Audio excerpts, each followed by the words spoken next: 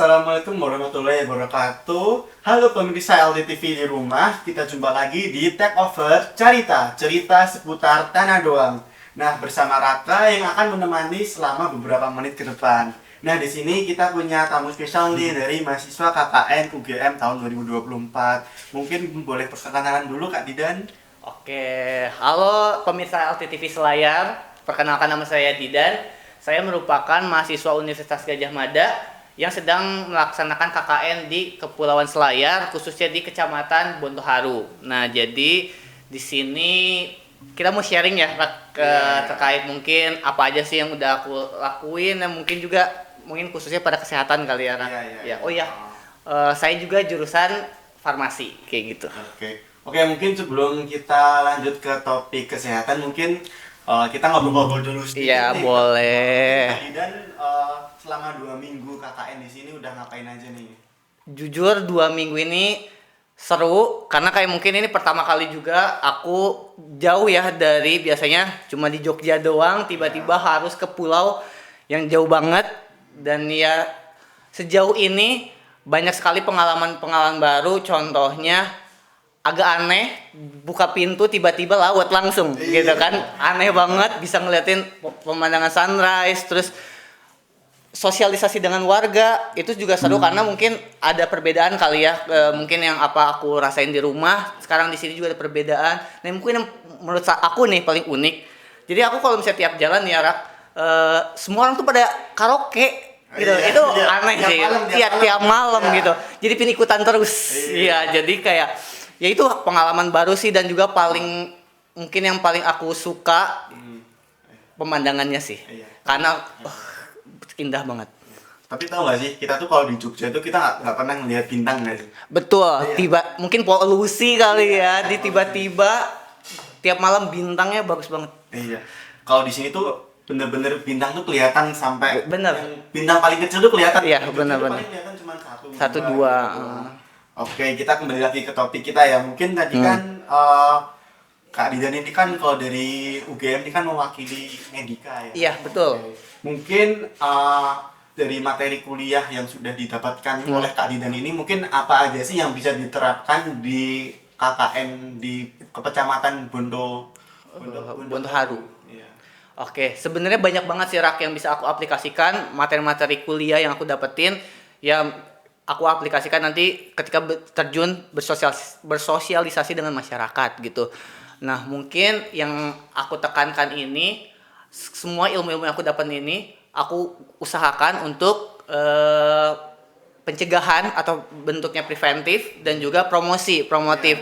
Untuk apa? Jadi mungkin mengajak mensosialisasikan masalah-masalah kesehatan agar nanti masyarakat di sini juga bisa terhindar dari beberapa penyakit yang mungkin akan merugikan diri maupun keluarga sekitar. Nah, mungkin kata pepatah ya, mencegah lebih baik daripada mengobati gitu. Nah, jadi di sini aku bersama teman-teman yang mungkin dari klaster Medika berusaha bagaimana sih caranya untuk bisa membantu masyarakat Selayar ini untuk ya meningkatkan kualitas kesehatannya. Pun kemarin juga aku sempat ngobrol-ngobrol nih mungkin kayak sempat observasi, bersosialisasi dengan puskesmas Bantu yang ada di Desa Kahu-Kahu. Nah, kebetulan saya di Desa Kahu-Kahu, dan juga sempat kemarin ngobrol ke Dinas Kesehatan, dan ternyata setelah berdiskusi ternyata banyak sekali permasalahan kesehatan yang harus ditanggulangi nih di Desa Kahu-Kahu. Desa Kahu-Kahu. Nah, salah satunya itu tentang imunisasi nih, Ternyata tuh banyak nih masyarakat di Kepulauan Selayar yang masih tidak percaya akan vaksin. Mungkin mereka takut bahwa vaksin ini tuh bisa menyebabkan kematian atau mungkin hal-hal buruk gitu. Sehingga yang mana vaksin ini sangat penting untuk pencegahan dari beberapa penyakit. Ini masyarakat tidak mau nih dapat. Jadi ini merupakan akhirnya setelah berdiskusi dari dinas pun ngasih tahu kayak boleh nih teman-teman untuk membantu terjun kepada masyarakat untuk mensosialisasikan bahwa vaksin itu sangat penting kayak gitu. Oke, ngomong-ngomong soal vaksin sama imunisasi. Nah, sebenarnya tuh apa sih bedanya antara imunisasi sama vaksin? Sebenarnya apa sih perbedaannya? Nah, mungkin kalau vaksin sendiri itu tuh produknya.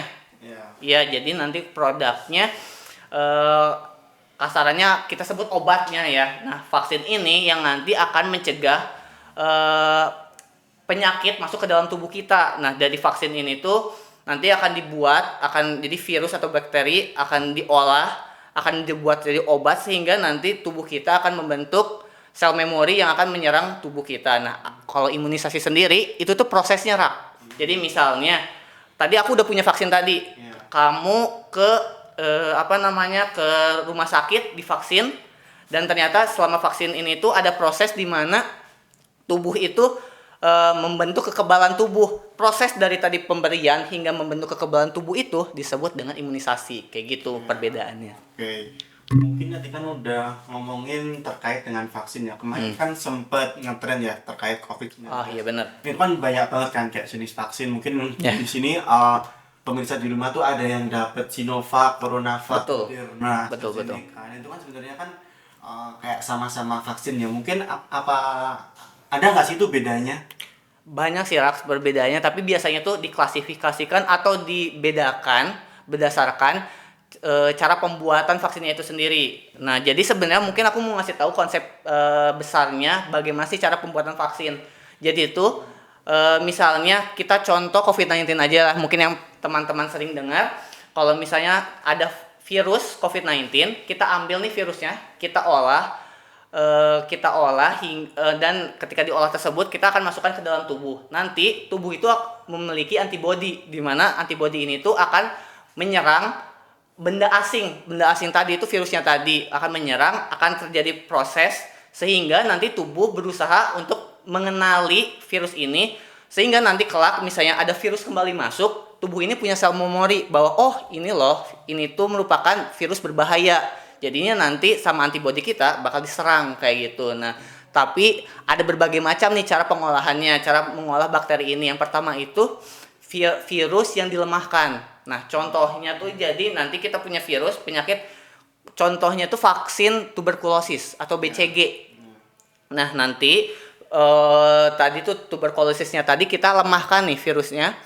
Udah itu dimasukkan ke dalam tubuh dan prosesnya yang tadi sudah saya jelaskan kayak gitu. Juga nanti mungkin kalau COVID-19 itu pakai mRNA. mRNA itu kalau mungkin teman-teman tahu itu tuh seperti DNA. DNA tuh gen yang ada di dalam tubuh kita. Jadi nanti kita ambil gen yang ada di virus tadi, kita olah dan nanti kita masukkan ke dalam tubuh. Nanti oleh tubuh mRNA tadi diolah hingga membentuk sebuah protein yang sangat mirip dengan virusnya tadi. Sehingga nanti kalau misalnya ada nih virus tadi masuk ke dalam tubuh mengenali oh ini tuh COVID-19 berbahaya bagi tubuh sehingga nanti dilawan kayak gitu. Mungkin yang terakhir juga ada virusnya itu kita bunuh dulu, kita matiin dulu, udah dimatiin kita masukkan ke dalam tubuh. Nah, mungkin kamu tahu vaksin polio. Nah, vaksin polio ini tuh menggunakan cara kerja ini. Jadi nanti virusnya dimatikan kayak gitu. Oke.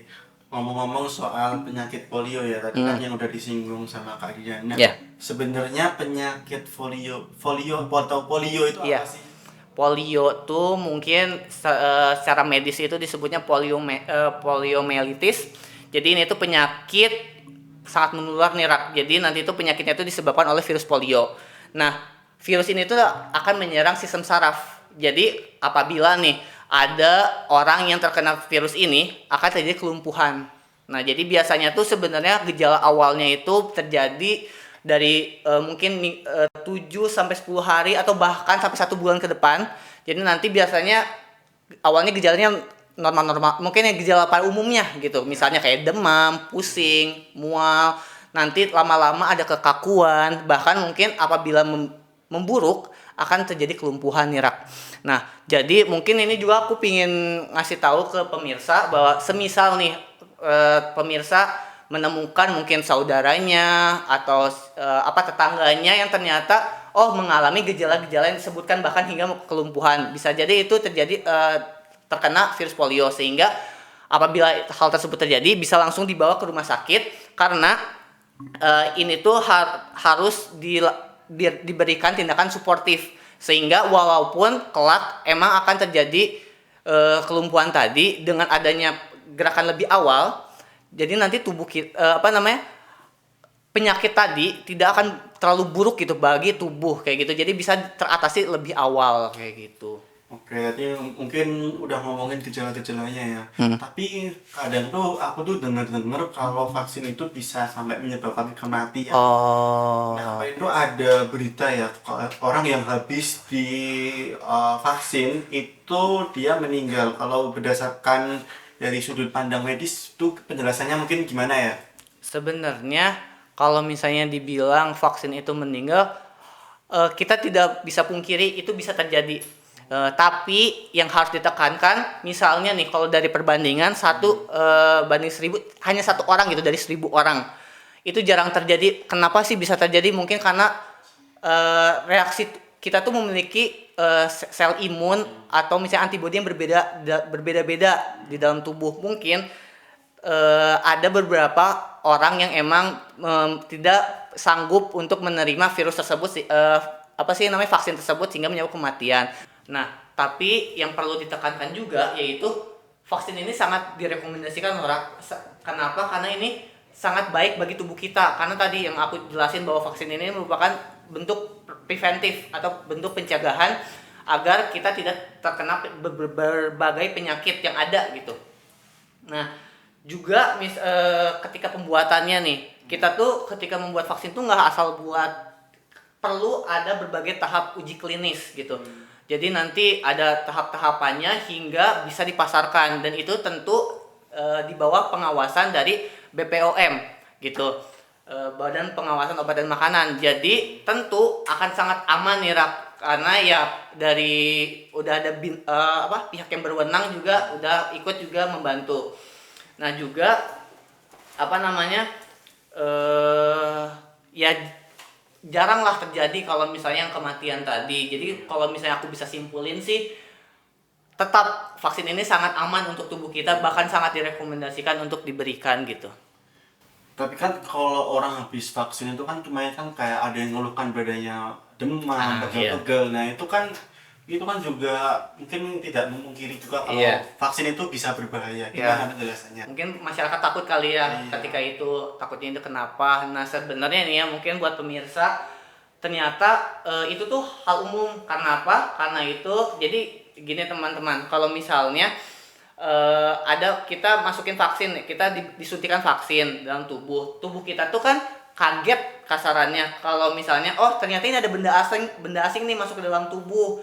Jadinya nanti ada perlawanan tadi nih Rap. Jadi nanti tubuh akan menyerang virus tadi hingga membentuk sel memori. Nah ketika proses tersebut akan ada terjadi berbagai respon dalam tubuh. Nah salah satunya tuh mungkin yang sering terjadi, mungkin kayak kemarin COVID ya, kayak misalnya kayak demam atau misalnya pusing dan sebagainya. Itu tuh hal yang umum. Namun misalnya ternyata efek samping yang diberikan dari vaksin ini tuh berlangsung jangka waktunya lama, misalnya sampai seminggu gitu, dan itu sangat mengganggu aktivitas pemirsa gitu. Jadi kalau hal tersebut terjadi, pemirsa bisa, atau mungkin Raka gitu, aku bilang merasakan juga, bisa langsung ke rumah sakit, bisa langsung ke dokter. Kenapa? Nanti biar dokter mengenali tubuh Raka, jadi nanti bisa tahu pencegahannya itu apa sih, atau apa yang harus dilakukan gitu, bentuk kuratifnya atau pengobatannya. Oke. Kemarin tuh kan udah ada berita-berita yang menyebar juga ya terkait vaksin polio di India. Nah, itu tuh katanya vaksin polio tuh bisa menyebabkan kelumpuhan. Nah, mungkin gimana pendapatmu? Ya, aku juga sempat ramai atau viral ya terkait polio ini yang menyebabkan kelumpuhan di India. Nah, jadi tadi mungkin aku udah jelasin juga, ternyata kan vaksin polio ini tuh untuk mencegah kelumpuhan tadi. Tapi kok aneh ya malah menyebabkan kelumpuhan. Nah sebenarnya itu kenapa itu bisa terjadi? Jadi gini Rap, kalau vaksin polio itu tuh bertahap-tahap melakukan imunisasinya. Nah kenapa sih bertahap-tahap? Jadi polio ini tuh memiliki banyak variasi nih Rap. Jadi itu kayak contohnya COVID-19 kemarin ada tipe apa kayak gitu kan. Nah kayak delta dan sebagainya. Polio juga sama nih Rap. Dan tentu kan kayak kita juga tidak ingin gitu kalau misalnya virus-virus tadi itu masuk. Kalau misalnya kita hanya vaksin polio yang tipe A doang, tapi nanti ternyata yang masuk ke dalam tubuh tuh tipe C, kan kita belum punya vaksinnya tadi, tubuh kita nggak punya sel memori terkait polio yang tipe C tadi, sehingga perlu adanya berbagai tahapan. Jadi imunisasinya berlangsung beberapa kali nih Rak. Nah, yang terjadi di India tadi itu tuh ternyata masyarakatnya tuh tidak patuh nih Rak. Jadinya kayak misalnya harusnya tuh 4 kali, tapi mereka cuma sekali, 2 kali, sehingga vaksin yang tadi di dalam tubuh itu kan sebenarnya virus ya. Nah, mereka bermutasi nih Rak. Malah bermutasi sehingga malah membahayakan tubuh kita hingga menyebabkan kelumpuhan tadi. Nah, jadi ini juga pesan untuk pemirsa yang ada di rumah. Kalau misalnya ketika nanti mungkin saudaranya atau misalnya anaknya emang perlu untuk diberikan imunisasi polio, coba ikuti instruksi dari posyandu atau dokter yang memberikan vaksin, karena apabila tidak patuh mungkin ada beberapa efek yang tidak diinginkan gitu. Oke, mungkin sebenarnya tuh vaksin polio itu harus berapa kali sih dilakukan dan sampai kita tuh umur berapa harus melakukan imunisasi polio? Nah, mungkin aku mau jelasin dulu nih Rak. Ternyata kalau misalnya vaksin polio itu tuh ada 2 macam. Jadi ada yang untuk disuntik dan juga ada yang bentuk oral. Nah, jadi itu kapan sih kalau misalnya anak kita misalnya nanti ada yang punya anak harus dikasih vaksin polio, kapan aja? Jadi itu ada 4 tahapan. Jadi itu yang pertama tuh ketika baru lahir sampai umur 1 bulan itu dikasih dulu nih vaksin tapi bentuk oral dulu. Nanti jadi bisa di 0 sampai 1, baru nanti yang keduanya itu di bulan kedua, bulan ketiga, bulan keempat. Jadi 4 kali, tapi nanti juga bisa dikasih booster atau jadi biar lebih kuat lagi, lebih kebal lagi nih sama virus tadi di bulan 18. Nah, jadi tadi tuh kan aku bilang kalau misalnya itu ada 2 macam, ada yang suntik sama oral. Nah, nanti tuh biasanya yang oral itu 4 kali. Nah, nanti yang suntik itu 2 kali, biasanya itu di usia bulan 4 dan juga 9 kayak gitu.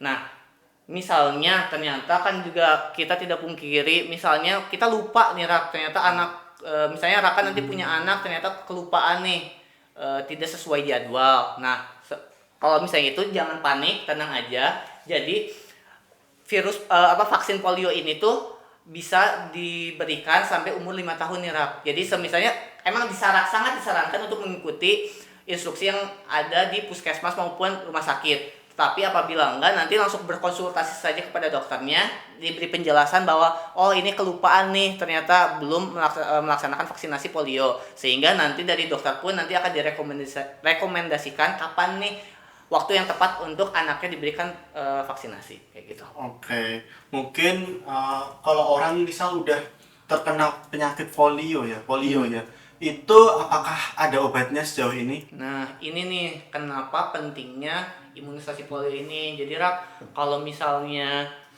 polio ini tuh tidak ada obatnya. Nah, makanya tuh kita perlu cegah hal tersebut. Cegahnya dengan apa? Tentu dengan vaksin polio tadi. Jadi mungkin ini aku mau ngasih pesan nih kepada pemirsa yang ada di rumah. Jadi tuh vaksin polio ini tuh sangat penting untuk diberikan kepada anak-anak, khususnya tadi di awal kelahiran hingga umur 5 tahun. Karena ya balik tadi, mencegah lebih baik dari mengobati, karena imunisasi ini tuh bukan hanya untuk melindungi diri sendiri, mau juga melindungi orang-orang yang di sekitar kita gitu. Jadi ayo kita vaksinasi karena untuk demi masa depan yang lebih baik gitu Rak. Oke teman-teman semuanya, untuk menutup diskusi kita pada hari ini, mungkin aku akan merangkum sedikit yang udah kita obrolin nih hari ini. Yang pertama itu vaksin itu tidak berbahaya, malah justru menyehatkan tubuh kita. Betul. Karena cara kerja vaksin itu dia tuh memberi memori pada tubuh kita, sehingga ketika virus aslinya itu masuk ke tubuh kita tuh jauh lebih siap. Jadi Ya, sudah ada respon penolakan dari tubuh kita. Betul. Kemudian untuk imunisasi polio itu sangat dianjurkan, karena imunisasi polio itu merupakan memang tindakan pencegahan, dan polio Iya. itu tidak ada obatnya teman-teman. Betul. Dan polio itu harus dilakukan saat bayi baru lahir Betul. berusia 1 bulan, kemudian dilakukan imunisasi berikutnya pada bulan kedua, ketiga, keempat, dan yang terakhir ada booster 18. imunisasi polio itu di bulan ke-18. Nah, mungkin itu adalah pembicaraan kita pada hari ini. Semoga informasi yang kita berikan pada hari ini bisa membuka wawasan dan membantu kita semua untuk selalu waspada Iya. terhadap berita-berita yang ada di internet. Dan kemudian apabila kita ada keluhan kesehatan, jangan ragu untuk kita pergi menanyakannya langsung ke dokter. Karena sumber-sumber informasi yang ada di internet atau informasi dari orang-orang terdekat mungkin itu tidak selamanya benar. Oke, mungkin hari ini untuk diskusi hari ini terus ikuti podcast Carita. Sampai jumpa di episode selanjutnya. Dadah.